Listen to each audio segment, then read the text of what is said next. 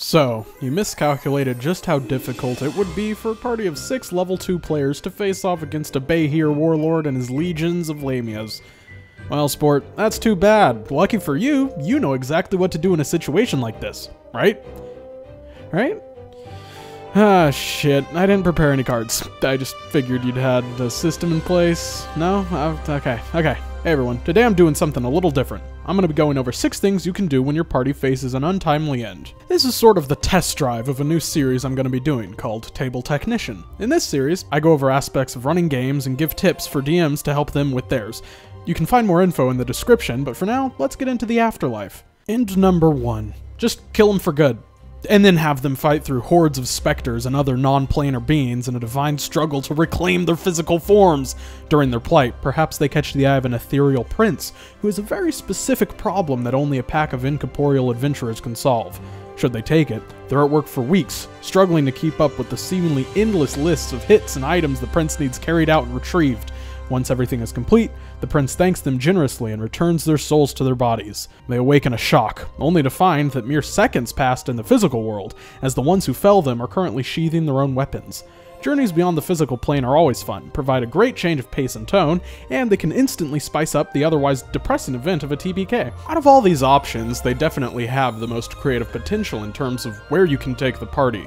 Maybe a creature from Limbo finds their souls transitioning and decides to hunt them, making their trip back to their bodies a mad dash away from a being of pure chaos. The sky isn't even the limit when dealing with journeys through the afterlife, so go nuts. As a side note, you'll probably want to make it clear that they can only be brought back this way once, or put some other safeguard in place, as your players will probably just think that death isn't a problem now and will always rely on the astral prince to bring them back.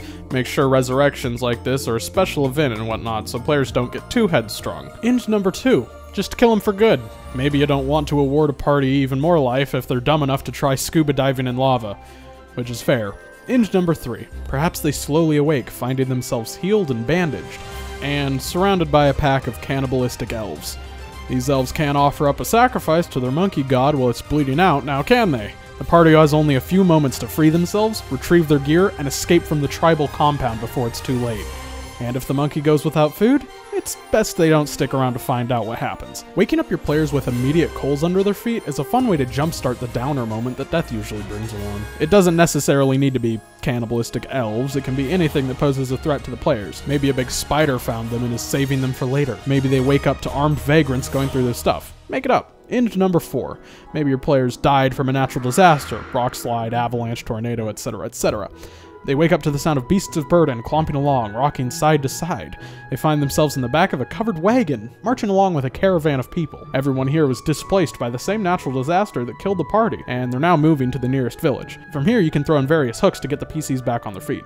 Maybe the caravan leader needs someone to forage or scout the area ahead. Perhaps they're being pursued by bandits who are looking for gold in a clipped bird's beak, so to speak. Bringing the characters to consciousness in a non-harmful situation works kinda as the playstyle opposite of the last option. Putting them in any scenario with the people who save them gives openings for roleplay and the odd plot hook. Of course, they might just get up and leave with zero regard to anyone else there. Really, guys? You prefer risking a grisly death in the wilderness to roleplaying with a couple people? Okay, no, go ahead, that's fine. Okay. End number 5. Combining the last two, perhaps your players come back in a situation that is neither friendly nor overtly dangerous.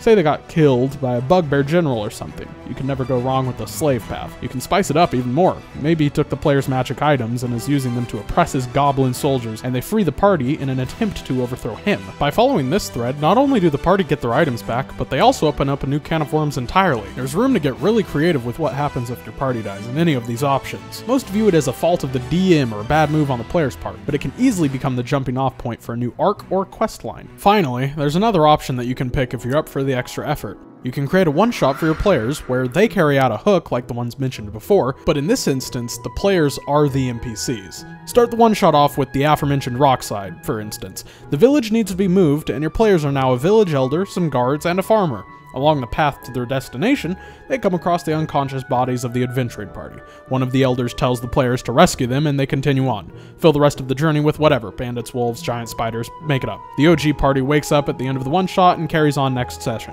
This is a great way to actively world build with your players and gives them a different breath, away from the usual.